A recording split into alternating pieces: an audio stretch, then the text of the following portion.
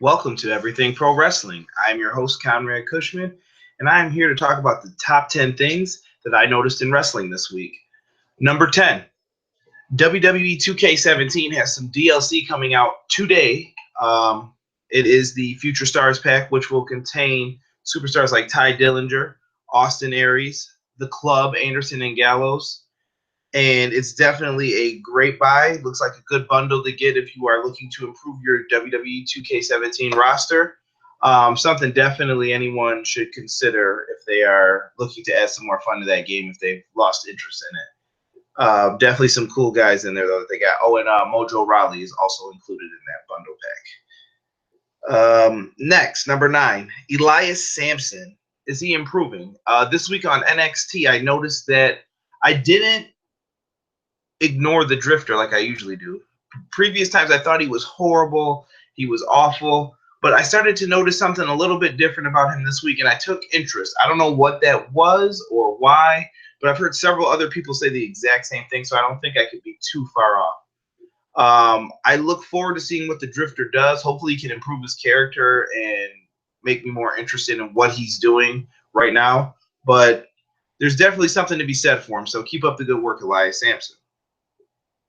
Number 8, NXT is not as good, but it knows when it has to be.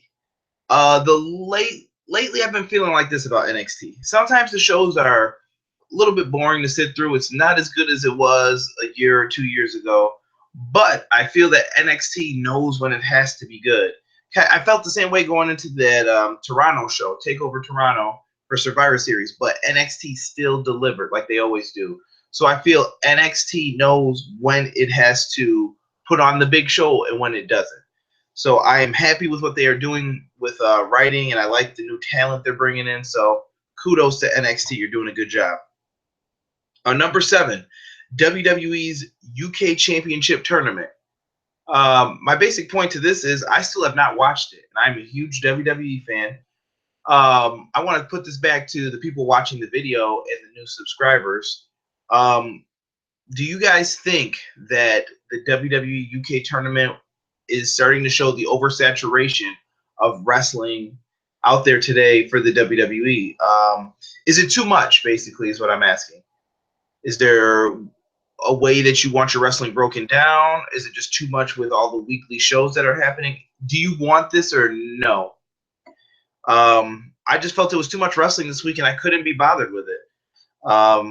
That was it for me. And I still haven't watched it, but I heard that the part 2 of the tournament was excellent.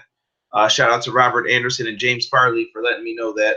And I will try to watch it when I have time. And I still have not watched Lucha Underground. But hopefully I can get into that too this week eventually. Number 6, TNA needs a big change. Basically with this, since I've last done a video, I've seen this new TNA logo of this owl or whatever this is. Anthem, you guys have to do something to refresh TNA. Sell it to Jeff Jarrett and let Jeff Jarrett call it Global Force Wrestling. Change the name. You guys have to do something. You have to change the logos, change everything, change the game. Take a break even if it's for a couple of days. There has to be something that has to be done to make TNA relevant again. I just feel like it is garbage. It looks boring. I've read the results for the upcoming shows into February. Looks boring, and I'm not impressed to say the least with Dixie being gone. So TNA, if you want to get me watching again, I need to see something different or a big change happening. Number 5, New Japan Pro Wrestling is still being talked about. I think it's very interesting. I think we're heading into interesting times as wrestling fans with New Japan Pro Wrestling still being talked about. The big match with Kenny Omega and Okada, 2 tremendous talents. Wrestle Kingdom 11 is an amazing show if you have not checked it out.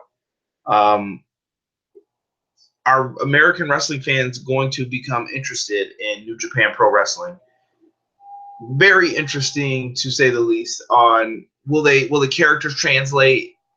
Are they going to get an English commentary team permanently? There's many questions left unanswered, but I think New Japan is embarking on trying to expand globally now. So I hope to see more people getting into the product. I would like to even get into it more myself. If they had a television deal in the US where I could watch it, or if they had a way to get a subscription base with someone else and have it where it's readily available, besides on Access TV. Number 4, the Royal Rumble hype. This is no negative or positive. I feel up and down about this. The Royal Rumble, there is not one single person right now who is a hand-picked favorite to win this. We have a couple of guys that were sprinkling. I'm hearing Taker's going to win. I've heard Cena's going to come back out and surprise make a win. Samoa Joe's going to take it. There's a bunch of people. But the Royal Rumble can go any kind of way right now. I don't have my predictions ready yet just because I still have honestly no clue who I would pick to win this at the moment. But it's coming up, and I will try and do a Royal Rumble preview show video before that all takes place.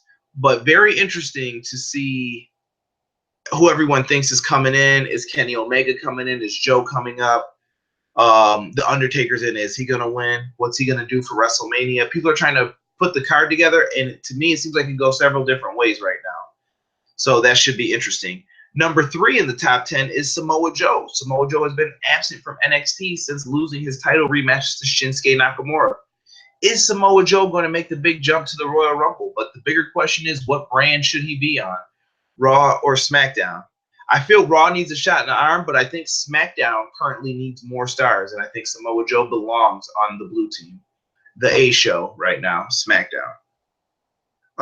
Number 2, 3-hour Raws. I watched the podcast, or not, it wasn't a podcast. It was a network exclusive with Rosenberg, JBL, and Paul Heyman, where they called him out. And myself, also as a wrestling fan, couldn't believe how they were treating Rosenberg on the show. Not that I'm caring how they spoke to him or anything like that, but I was more concerned with if your fans are not watching something or they're not interested, I feel like it's still not helping the product at all.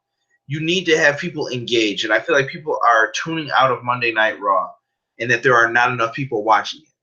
I want the show to go back to having high ratings. Everyone's talking about it.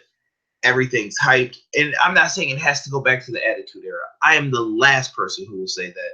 It won't work in today's society. I think we need good wrestling mixed with good storytelling. It's just like a television show. You don't have to write the scripts for people. Wrestling is unique as well. There's so many things that you can do to fix it. I don't think you need 20 Hollywood writers to make this show happen. I think you need a small circle with Vince and his guys, and you guys will decide what works, what doesn't work. Hey, this is the direction we want to go. It has more of Vince's vision and what he wants versus 20 people throwing stuff against the wall and everyone trying to get leverage on each other so they can get into the smaller circle.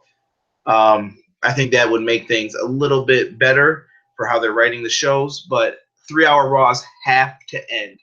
I hate them. They're way too long. I spend more time playing around on my phone, doing something else. I start watching, like last night I watched the Cavs-Warriors game, and I was more interested in that. So just be careful and make sure that you guys are keeping the interest, because there are some good things on Raw, but there's a lot of bad things that tune me out. So keep me engaged, keep me interested. And number 1, we have to talk about it.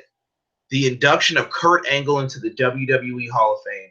It is long overdue for Kurt Angle to finally get his time to come back to WWE.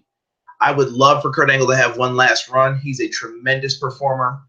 Kurt Angle is one of the best wrestlers that WWE has ever had in that company, I feel.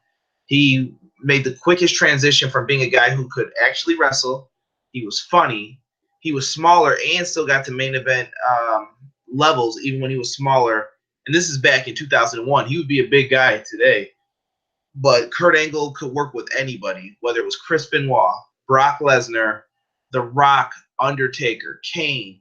He had great matches with all of them.